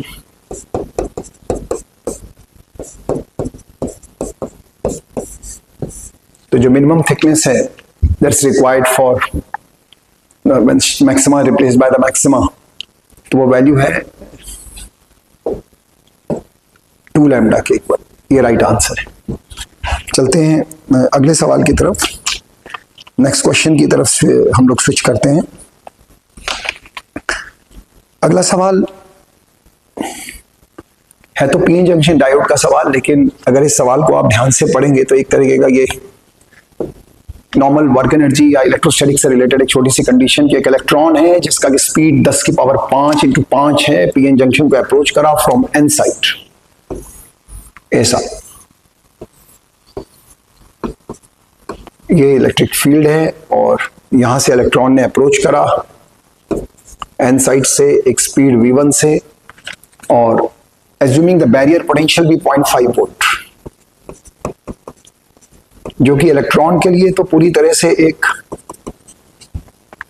ऐसा रीजन है जो कि इसके मोशन को रिटार्ड करेगा, क्योंकि इलेक्ट्रॉन जिस फील्ड में एंटर कर रहा है एन साइड से, वो फील्ड है एन से पी की तरफ, तो ऑब्वियस है कि वो फील्ड जो फोर्स लगाएगी वो अपोजिट टू द मोशन लगाने जा रही है। उसके बाद बोला है किस स्पीड से वो एंटर करेगा। ऑब्वियसली साधारण सा equation, work done is equal to change in kinetic energy. मैं बहुत सारे काम यहां कर सकता हूं, बहुत सारे तरीके इसको सॉल्व करने के, बट सबसे आसान रहेगा कि हम एनर्जी का सहारा लें, क्योंकि काइनेटिक एनर्जी पे ही हमें फोकस रखना है। तो वर्क ये हुआ Q × V, Q है और V है, ये वर्क की वैल्यू है, और मैं अगर जूल में चाहता हूं वर्क तो मैं 1.1019 यहां रख दूंगा, तो E × 0.5 and with minus sign, because जिस डायरेक्शन में इलेक्ट्रॉन का मोशन है फोर्स उसके अपोजिट है, तो वर्क नेगेटिव में, और डेल्टा के it's half m v2 square minus half m v1 square, जहां पे वैल्यू ऑफ v1 जो है वो दिया है 5 × 10⁵ मीटर पर सेकेंड। सॉल्व करते हैं इस एक्सप्रेशन को, -1.6 10⁻⁻19 into 0.5 इक्वल टू, थोड़ा सा एक्सप्रेशन को हम और सिंप्लीफाइड कर देते हैं, 2/m को नीचे ले आते हैं, 9 × 10⁻9.1 की बजाय मैंने 9 लिख दिया, 9 × 1 is 31, और यहां लिख दिया v2 स्क्वायर माइनस 5 × 10⁵ स्क्वायर, ये पूरा एक्सप्रेशन बना दिया। थोड़ा सा इसको सॉल्व करेंगे तो ये बन जाएगा 0.5 1/2, ये बन जाएगा 0.8, ये बन गया -0.8/9 × 2, तो बेटर है इसको हम लोग 2 × 0.5 1 हो जाएगा, 1.6/9 एज इट इज हमारे पास रहेगा, ये 1.6/9 माइनस × 10⁻31 को ऑपरेट कर देते हैं 19 के साथ, तो it's 12 equal to +25 × 10⁻10 equal to v2 square. अब इनको सॉल्व करके ही आंसर निकाला जा सकता है, तो मैं अगर v2 की वैल्यू यहां फाइंड करूं तो आएगा 25 × 10⁻10 and it comes as minus, तो इसको थोड़ा सा सॉल्व करते हैं, 1.6/9 इज नियरली बैठ जाएगा जाके ये पॉइंट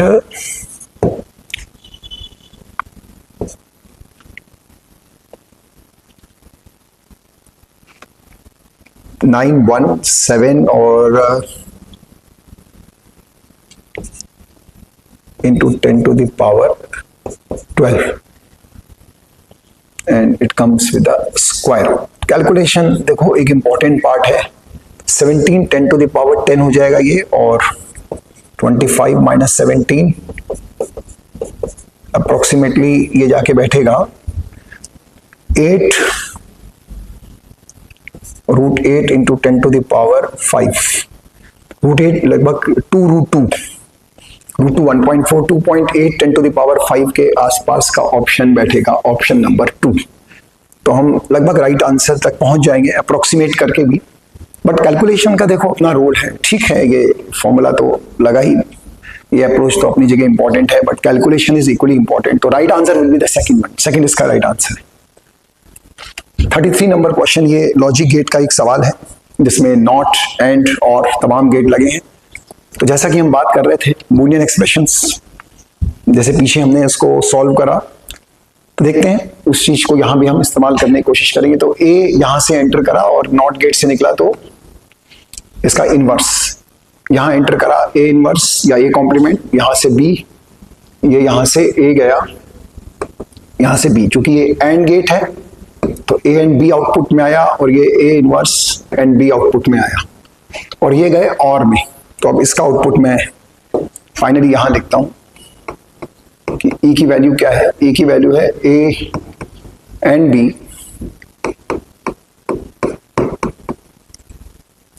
तो ये एक्सप्रेशन हमारे सामने बना है, तो एक बार चेक कर लेते हैं। ए नॉट यहां एंटर किया, B यहां एंटर किया, उसके बाद A डायरेक्टली यहां से एंटर किया, B डायरेक्टली ये है A एंड B, ये A not and B, and then ये बन गया हमारा और। इसको अगर मैं सॉल्व करना चाहूं, अगर तो आप चाहो तो यहीं 0 1 लगा दो, जैसा कि मैं बात कर रहा था लगातार। सर इसका क्या मतलब है ए और ए नॉट का, ए और ए नॉट का क्या मतलब है, ए और ए इनवर्स का क्या मतलब है? कुछ भी आप इसको बोलो, आप इसको ए नॉट बोलो, आप उसको ए इनवर्स बोलो, कॉम्प्लीमेंट ऑफ सेट बोलो, कुछ भी बोलो आप, लेकिन ये जानकारी जरूर रखो। ए एक सेट, और अगर ये हमारा एक यूनिवर्स है और ये ए हमारा एक सेट है, एक एलिमेंट, तो ए कॉम्प्लीमेंट या ए नॉट जो है वो ये हिस्सा है, ये ए नॉट का हिस्सा है, ए को छोड़ के बाकी हिस्सा ए नॉट। और अगर मैं ए और ए नॉट का यूनियन बनाता हूं, जो कि और बीच में ऑपरेशन लगा है, तो इसका मतलब देखिए, ये आपको कोई मैथमेटिक्स में महारत नहीं हासिल करनी है, लेकिन कुछ छोटी छोटी सी बातें ऐसी हैं कि अगर हमें मालूम चल जाए तो हमें अगर फायदा हो सकता है तो हम क्यों, और हम सीख सकते हैं उन बातों को, ऐसा कुछ भी नहीं है। इतनी महान या इतनी बड़ी वो इतनी मुश्किल सी वो मैथमेटिक नहीं है जिसको हम अंडरस्टैंडिंग नहीं बना सकते। अगर हम 2 मिनट भी फोकस होके ये सोचें, बहुत ही साधारण तरीके की ये गणित है। तो ए और ए नॉट का जो ऑपरेशन है, वो ए और ए नॉट के बीच का जो और ऑपरेशन है वो 1 देता है। तो अगर हमने यहाँ पर ये इतनी सी बात हमें मालूम हुई, तो फिर तो सवाल में कुछ रह ही नहीं जाता, और आंसर वही है जो बी टेबल है। तो आप प्लीज ढूंढिए, देखिए ई जो है वो बी के समान है, तो कौन सा ऐसा आपको इसमें टेबल नजर आ रहा है इसमें ई बी सेम है? तो मुझे तो नजर आने लगा ई और बी सेम केवल एक ही आंसर में है, एंड वो है आंसर नंबर 3। तो थर्ड ऑप्शन जो है वो राइट ऑप्शन के रूप में बैठेगा। ये बात लगभग तय है कि सवाल का 2 सालों से लॉजिक गेट के सवाल का स्तर थोड़ा सा ऊपर जा रहा है, क्योंकि सेमीकंडक्टर चैप्टर के अंदर काफी कुछ डिलीट हुआ है, काफी ऐसा पार्ट डिलीट हुआ जो कि बहुत स्ट्रेंथफुल, जिसकी स्ट्रेंथ थ्योरेटिकली बहुत ज्यादा थी। उसके डिलीशन के बाद जब वेटेज की डिवीजन की बात आएगी, तो निश्चित रूप से सवालों का एनहांसमेंट होना बनता है कि किसी सर्टेन टॉपिक के सवाल को उसका फायदा मिलेगा। तो लॉजिक गेट उनमें से एक टॉपिक है जिसको इसका फायदा मिल सकता है। एक हाइपोथेटिकल बोर मॉडल से अगला सवाल, जिसमें हमने इलेक्ट्रॉन के मास को डबल कर दिया, और हमसे पूछा जा रहा है एनर्जी और रेडियस के बारे में। तो अब एनर्जी रेडियस के एक्सप्रेशन तो हमें कैलकुलेटेड फॉर्म में याद है, लेकिन अगर हम पूरे एक्सप्रेशन को ना भी याद करें, मैं तो पूरा एक्सप्रेशन यहां लिख रहा हूं, आर एन की value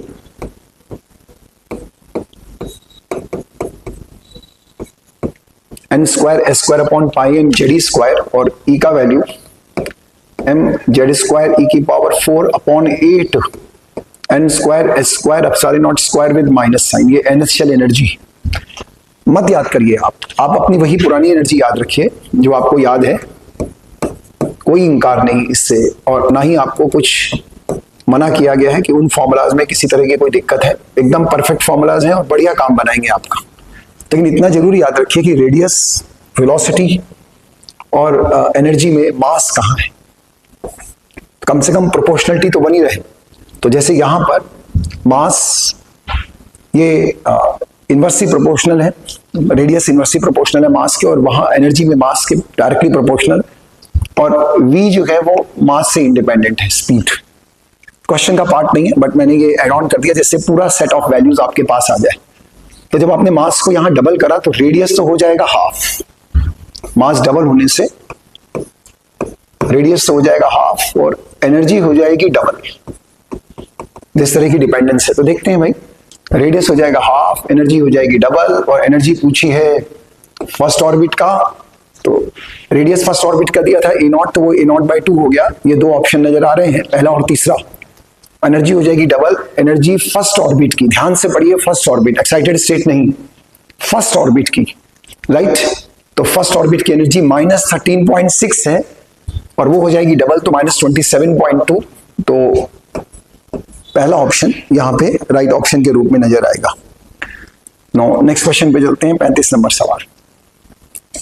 new not frequency of the series limit, series limit के बारे में बता दें क्या होती है सीरीज लिमिट। लाइमन सीरीज की सीरीज लिमिट इनफाइनाइट से 1 तक, तो ये न्यू नॉट है, new two is the frequency of the first line of the Lyman series. तो ये n2 से 1 तक पहली लाइन लाइमन सीरीज की जानकारी है आपको अच्छे से, ये छोटी छोटी बातें आपको मालूम है। ये फिर आ गया सीरीज लिमिट, सीरीज लिमिट, तो सीरीज लिमिट मतलब इस बार बामर सीरीज के लिए तो यही बना लेते हैं, इनफाइनाइट से 2 तक। उसके बाद पॉसिबल रिलेशंस पूछा है, तो सबकी वैल्यू के बारे में जानकारी दी जाए, और फॉर्मूला आप जानते हैं, E2 minus E1 is equal to H nu, और यहां 3 रिलेशन इस्तेमाल, 3 लेवल इस्तेमाल हुए हैं, E1, E2 और E3। तो ये E final minus E initial is equal to H nu, इस फॉर्मूले का अगर हम इस्तेमाल करें बिटवीन थर्ड और फर्स्ट, जो कि सबसे पहले दिया गया था जहां पे एमिशन हो रहा था न्यू1 का, तो E3 minus E1 is equal to H न्यू1। फिर दिया गया न्यू2 is the frequency of the first line of Lyman series में, अगर इस्तेमाल करें 2 से 1 में, E2 minus E1 is equal to H न्यू2। एंड देन फिर सीरीज लिमिट बामर की दी गई इनफाइनाइट से 2 तक, तो ये बना E infinity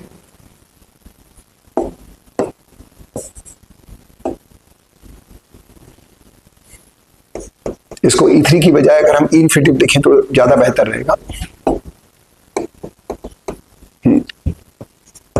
E infinity minus E2 H न्यू3। तो एक बार फिर से रिवाइज कर लेते हैं।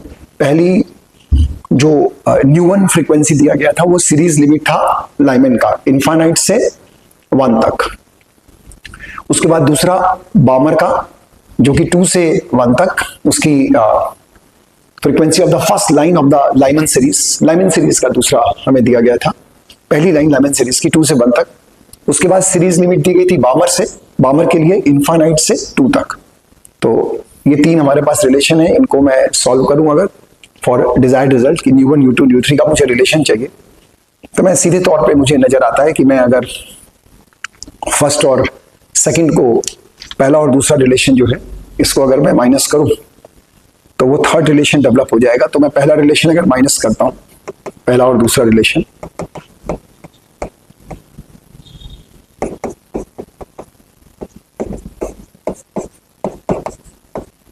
ये मैंने पहला और दूसरा रिलेशन माइनस किया तो ये बन गया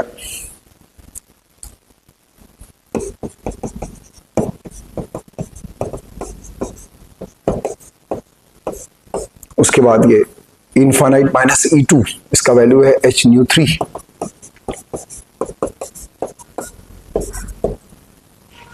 ये रिलेशन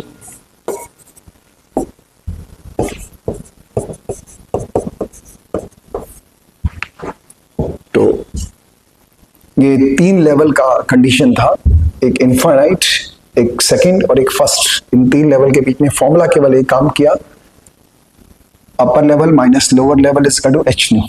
तो उसी फॉर्मूले के सारे ये 3 लेवल के बीच में ये रिलेशन बने। पहले 2 को जब मैंने सब्ट्रैक्ट करा, फर्स्ट 2 को, तो मैनिपुलेट हो गए, जिसने मुझे थर्ड रिलेशन प्रोवाइड कर दिया। तो right answer will be the first one जो है वो राइट आंसर है। नेक्स्ट पे स्विच करते हैं। अगला सवाल विच इज क्वेश्चन नंबर 36, जिसमें कि angle of incident on material is 60 degree और रिफ्लेक्टेड लाइट कंप्लीटली पोलराइज, मतलब ये एक ब्रूस्टर एंगल के रूप में दिया गया है।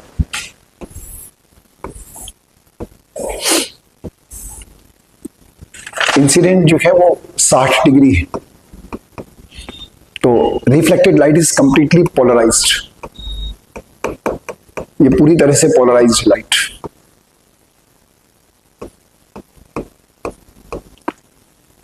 तो the velocity of the reflected ray, तो जो रिफ्लेक्टेड रे है उसके वेलोसिटी के बारे में जानकारी चाहिए कि क्या होगी। तो इंसिडेंट हुआ एक म्यू मटेरियल के, म्यू रिफ्लेक्टिव इंडेक्स के मटेरियल पर। तो हम जानते हैं अच्छे तरीके से एंगल ऑफ पोलराइजेशन के बारे में। किसी अगर डेंसर मीडियम पे हम लाइट इंसिडेंट करें और रिफ्लेक्टेड बीम अगर टोटली पोलराइज्ड हो, तो उस डेंसर मीडियम का म्यू और इंसिडेंट एंगल का रिलेशन ब्रूस्टर्स लॉ के रूप में जाना जाता है। ब्रूस्टर्स लॉ के हिसाब से अगर मैं यहां म्यू निकालूं तो म्यू बनेगा 1060, जो कि है √3, और म्यू का वैल्यू होता है c/v, speed of light in vacuum upon speed of light in medium. तो अगर मैं स्पीड ऑफ लाइट मुझे फाइंड करना है मटेरियल में, तो c है 3 × 10⁸ अपॉन √3, तो जो बन जाएगा √3 × 10⁸ मीटर पर सेकेंड। तो द राइट आंसर जो बनेगा वो बनेगा, तीसरा आंसर जो है वो राइट आंसर बन जाएगा। चलते हैं अगले सवाल पे। नेक्स्ट क्वेश्चन ये फिर से वाइडियस का सवाल है। Intensity I at a point where the path difference is λ/6। Intensity I है उस पॉइंट पर जहां पाथ डिफरेंस λ/6 है। I naught denotes the maximum intensity, I naught maximum intensity denote करता है। तो हमें आई अपॉन आई नॉट का वैल्यू निकालना है। तो डेल्टा एक्स से डेल्टा फाई और डेल्टा फाई से आई, ये एक सिक्वेंशियल ऑर्डर हर बच्चे के दिमाग में होना चाहिए कि जब मुझे स्क्रीन पे वाइडियस में किसी भी पॉइंट पर अगर मुझे माना कि ये सोर्स I1 और ये सोर्स I1 है और इस P पॉइंट पर मुझसे इंटेंसिटी पूछी जाए, तो इंटेंसिटी का formula 4I1 cos square delta phi by 2। I1 each source intensity है, delta phi by 2, delta phi stands for phase difference between these two interfering waves, इनके बीच का फेज डिफरेंस है। तो डेल्टा एक्स अगर दिया है तो उससे डेल्टा फाई निकले तब आई निकलेगा। तो डेल्टा एक्स और डेल्टा फाई का संबंध के डेल्टा एक्स 2π/λ इंटू λ/6, ये बन गया 2π/3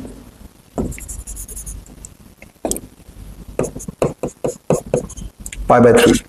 तब इंटेंसिटी अगर हम यहां फाइंड करें तो इंटेंसिटी यहां बनेगी 4I1 cos square delta phi by 2 means π/6।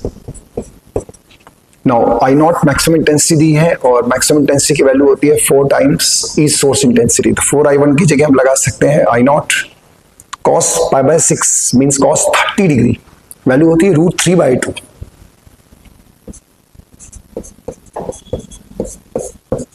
तो ये बन जाएगा I is equal to 3 I naught by 4। तो I अपॉन I नॉट जो कि हमसे क्वेश्चन में पूछा गया है,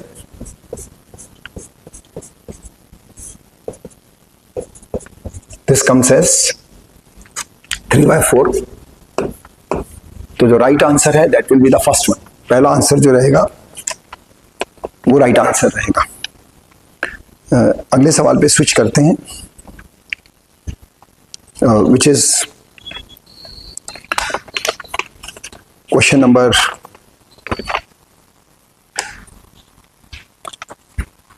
39।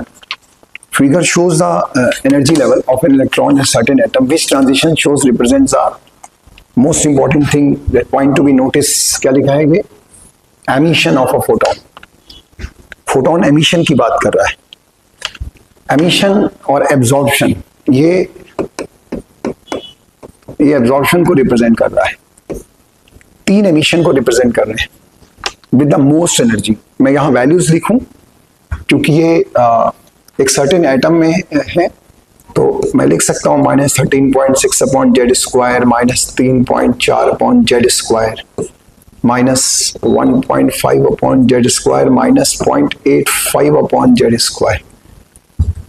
अगर H लाइक एटम मैं इसे मान लूँ, in certain atom which is H like, तो मैं एनर्जीज लिख सकता हूँ.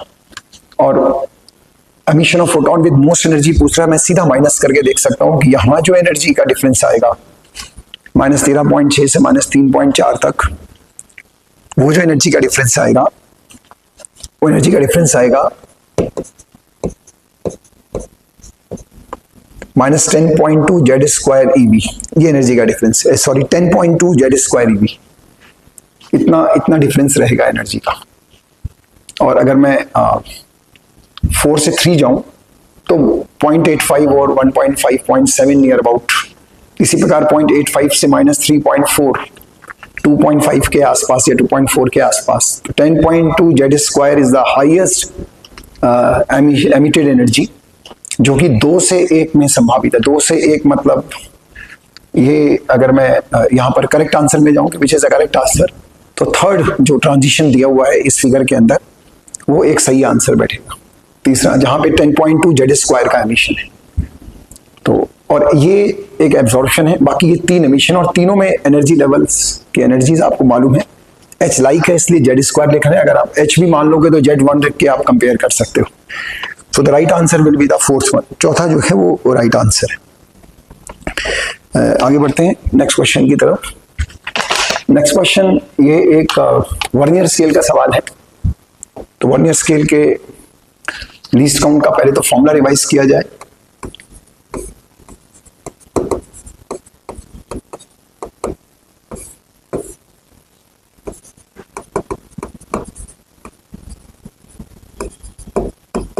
ये फॉर्मूला है.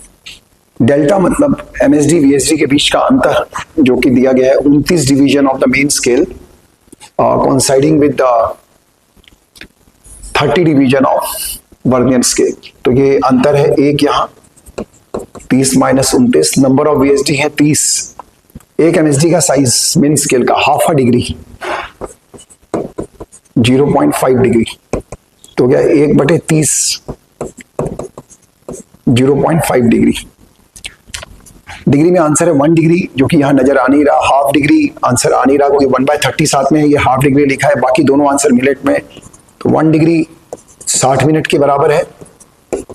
तो मैं इसको अगर मिनट में बदलता हूं तो ये 1 मिनट बन जाता है. ये सॉल्व होके 1 मिनट बन जाता है, क्योंकि डिग्री में तो आंसर मैच कर नहीं रहा. डिग्री में तो आंसर दिए 1 डिग्री और आधा डिग्री, और 0.5 डिग्री अपॉन 30 है. ये तो काफी कम चला जाएगा इन दोनों पॉसिबल ऑप्शंस के कंपैरेटिवली. तो the right answer will B 1 minute.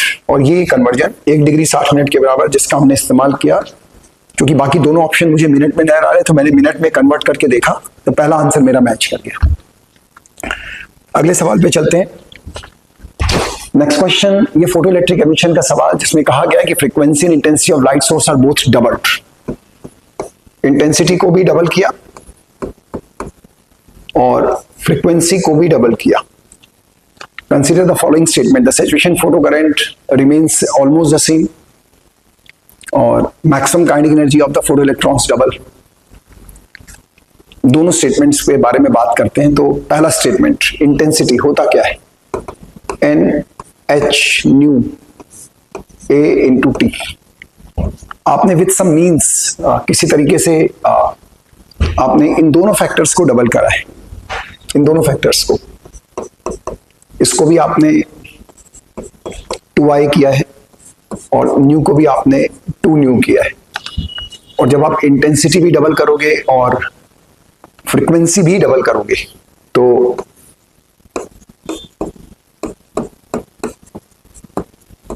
Number of photons, frequency अगर आपने डबल करी है, अगर आपने इंटेंसिटी डबल करी है फ्रीक्वेंसी डबल करके, तो नंबर ऑफ फोटॉन्स में तो किसी तरह का कोई परिवर्तन हुआ नहीं, ना फोटॉन की संख्या में परिवर्तन हुआ, ना वहां से इजेक्टेड इलेक्ट्रॉन में कोई चेंज आया। कुल मिला के एक बात तो तय रही कि जो सैचुरेशन करंट की बात है, जिसको आमतौर पे हम कहते हैं, वो इंटेंसिटी डिपेंडेंट है। इंटेंसिटी मतलब नंबर ऑफ फोटॉन्स जो इंसिडेंट कर रहे हैं उस पर डिपेंडेंट है।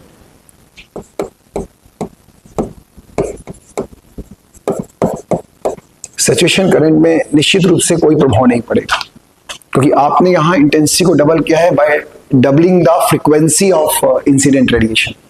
फ्रीक्वेंसी डबल करके आपने उनकी ऊर्जा बढ़ाई है फोटॉन्स की, लेकिन उनकी संख्या में आपने कोई काम नहीं किया। जब आपने संख्या पे कोई काम नहीं किया तो निकलने वाले फोटो इलेक्ट्रॉन्स की संख्या भी नहीं बदली, तो निश्चित रूप से वो जो फोटो इलेक्ट्रॉन्स यहां से निकल रहे हैं, जब उनका नंबर नहीं बदला तो किसी भी रूप से करंट में कोई परिवर्तन नहीं ला सकते। तो पहला स्टेटमेंट जो कि लिखा है saturation photo current remains almost the same, वो सही लिखा है। दूसरा है maximum kinetic energy of the photo electrons double. तो मैं एक छोटी सी बात यहां नोट करता हूं,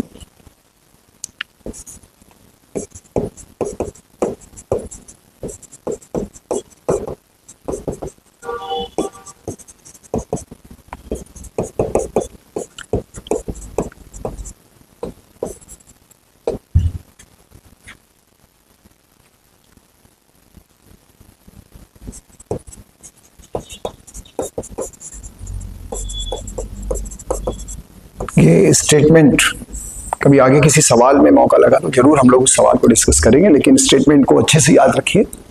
जब आप इंसिडेंट फ्रीक्वेंसी को डबल करते हैं, when incident frequency becomes double, the Kmax will be more than double. जो maximum kinetic energy of electron है वो डबल से भी ज्यादा हो जाता है। तो मैक्सिमम काइनेटिक एनर्जी आता है फोटो इलेक्ट्रॉन्स डबल। ये स्टेटमेंट से हम कन्विंस नहीं है बिल्कुल, तो ये बिल्कुल वेल कैलकुलेटेड कंडीशन है। तो इस स्टेटमेंट को जरूर याद रखिए, और उस बेसिस पे अगर हम देखें तो first statement is true and the second is false, तो 2 नंबर जो आंसर है that will be the right one, वो right answer. 45th which is the last question of this entire discussion, जो कि एरर पे आधारित है, जो कि एक सिंपल पेंडुलम का एक्सपेरिमेंट है, जिसमें जो पर्पस है वो है to find the determination of G, उसका पर्पस है। तो अगर मैं जी निकालूंगा तो जी का वैल्यू होगा 4 pi square L upon T square, और जी परसेंटेज जो होगा वो होगा L percentage plus 2 times T percentage. Simple formulas हैं एरर के। अब एल परसेंटेज प्रोवाइडेड नहीं है, निकालना पड़ेगा, और टी परसेंटेज भी नहीं दिया, वो भी हमें फाइंड करना पड़ेगा, जैसी भी इंफॉर्मेशन उसके आधार पर। पढ़ते हैं सवाल के बारे में, देखें एल के बारे में क्या दिया है। Acting due to gravity, time taken for 20 oscillation is measured by using a stopwatch of 1 second least count. तो ये जो पहली इंफॉर्मेशन दी है टाइम पीरियड का पॉसिबल एरर निकालने के लिए। तो मैं अगर यहाँ एक फॉर्मूला पहले डिस्कस कर लूं, किसी भी एक्सपेरिमेंट में किसी एक मेजरमेंट से एसोसिएटेड अगर एरर निकालनी है, जैसे यहाँ पर लेंथ टाइम का एरर निकालना है, तो परसेंटेज एरर इन लेंथ या टाइम पीरियड इज, जिस स्केल से आपने इनको मापा उसका लीस्ट काउंट, और जो वैल्यू आपने मेजर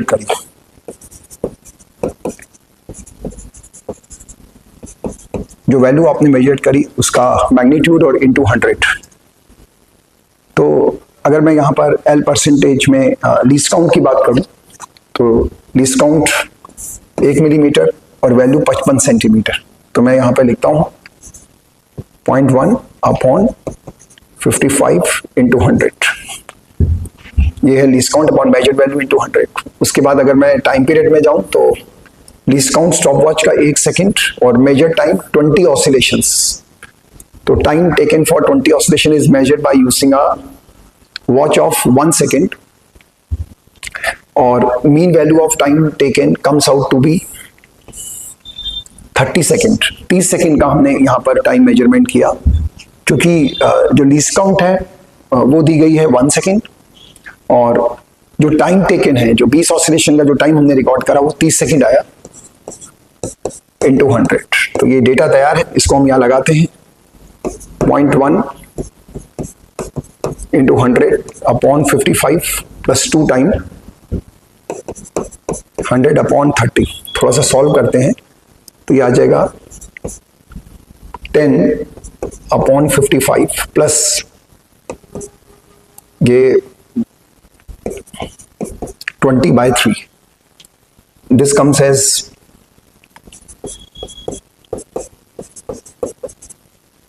और ये परसेंटेज में चल रहा है सारा, ऑलरेडी 100 मल्टीप्लाइड है इसमें। और थोड़ा सा सॉल्व करते हैं।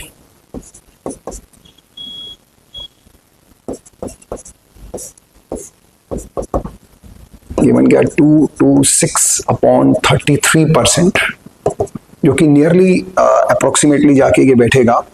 मैं इसको थोड़ा सॉल्व कर लूँ तो यार, अगर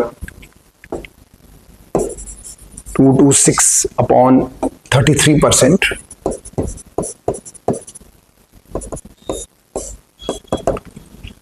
तो ये वैल्यू अप्रोक्सीमेटली 30 इंटू 6 180 और 6.8 मतलब 7 का अगर मैं मल्टीप्लिकेशन यहाँ करूँ तो ये 7321 7321 और 23, तो लगभग 7 से थोड़ा सा कम। तो अप्रोक्सीमेटली अगर मैं उन सारे आंसर्स में देखूं तो विदाउट एनी डाउट एक आंसर बिल्कुल साफ इस क्लोज टू 7 मुझे नजर आ रहा है, 6.8%, जो कि इसका एक राइट आंसर है। एरर की कंडीशन का ये एक थोड़ा सा कह सकते हैं लेंथी सवाल। आमतौर पे हमें परसेंटेज एरर्स दिए रहते हैं, लेकिन तैयार रहें क्योंकि एक ही तरह के सवाल एरर में चल रहे हैं। अगर उसमें कुछ जरा सा भी शिफ्ट होता है तो हो सकता है कि सवाल में आने वाले दिन में आपको एरर परसेंटेज फाइंड करना पड़े विद द गिवन ऑब्जर्वेशन, जैसा कि हमने यहाँ किया। तो ये सारा डिस्कशन टेस्ट नंबर 8 का डिस्कशन था, जो कि एक पार्ट सिलेबस था 12th का last part, wave optics onward, वहां से सेमीकंडक्टर तक, और 11th का बिगनिंग का part which is unit dimension and कुछ छोटा सा पार्ट एरर का या एक्सपेरिमेंट से रिलेटेड।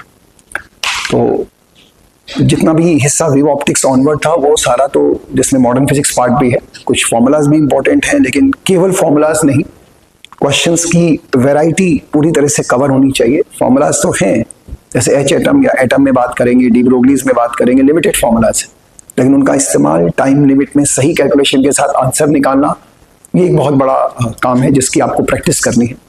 पीवाईक्यूज पे बहुत जोर दीजिए।